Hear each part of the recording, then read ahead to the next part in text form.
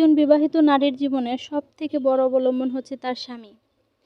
যে নারী অল্প বয়সে ২-৩ জন ছোট ছোট বাচ্চা থাকা অবস্থায় স্বামীর সোহাগ থেকে, স্বামীর ছায়া থেকে বঞ্চিত হয়েছে, সেই বোঝে পৃথিবীর নির্মমতা কতটা কঠিন। হ্যালো এভরিওয়ান, আসসালামু আলাইকুম। আশা করি সবাই ভালো আছেন। প্রতিদিনের মতো একটি নতুন ভিডিও নিয়ে চলে এলাম। তো আজকে কয়েকদিন যাবৎ আমার হাজব্যান্ড অসুস্থ। আজকে ১ সপ্তাহ যাবৎ সে খুবই অসুস্থ। তো অসুস্থ বলতে মানে ঠান্ডা জ্বর, এরকম ঠান্ডা জ্বর কখনো তার হয় না।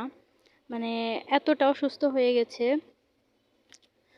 একদম শয্যাশায়ী বলতে পারেন, এরকম অবস্থা। তো স্বামী এমন একজন মানুষ যে আমাদের নারীদের প্রত্যেকটা সময়ে একটা বটবৃক্ষের মতো ছায়া প্রদান করে থাকে। স্বামী যখন মাথার উপরে ছায়া হিসেবে একটা নারীকে ছায়া দেয়, তার জীবনে আর কোনো খারাপ প্রভাব পড়ার কোনো সুযোগই থাকে না। স্বামী এমন একজন মানুষ যে একটা নারীর A to Z নিরাপত্তা প্রদান করে থাকে।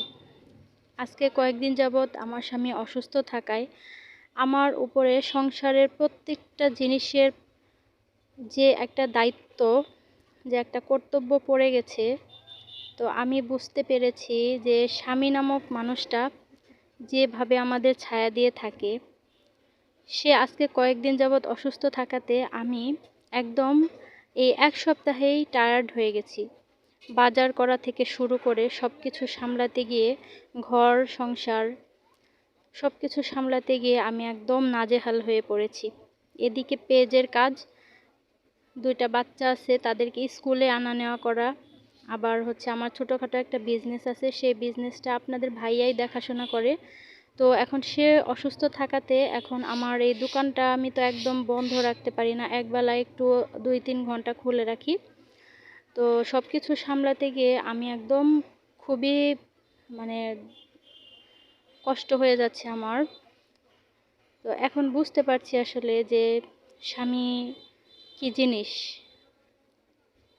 কেমন বটবৃক্ষ, আমাদের ছায়া প্রদানকারী বটবৃক্ষ। যে মানুষটা বিয়ে করার শুরুর দিন থেকে মৃত্যুর আগ পর্যন্ত আমাদেরকে ছায়া দিয়ে থাকে। সবাই চলে যায়, সবাই পর হয়ে যায়, তো কষ্টের সন্তান সেও একটা সময় দূরে সরে যায়, কিন্তু স্বামী নামক মানুষটা সে কখনো দূরে সরে যায় না। সে সব সময় তার জীবনের শেষ পর্যন্ত তার স্ত্রীকে ছায়া দিয়ে থাকে। আসলে আমরা নারীদেরও অবদান কম নয়। একটা সংসারের মধ্যে একটা স্বামীর যেমন ভূমিকা আছে, ঠিক তেমনি একজন স্ত্রীরও সেরকম সমান ভূমিকা। আজকে যদি আমি অসুস্থ হয়ে যেতাম তাহলেও হয়তো আমার স্বামী এরকমটাই অনুভব করতো। আসসালামু আলাইকুম।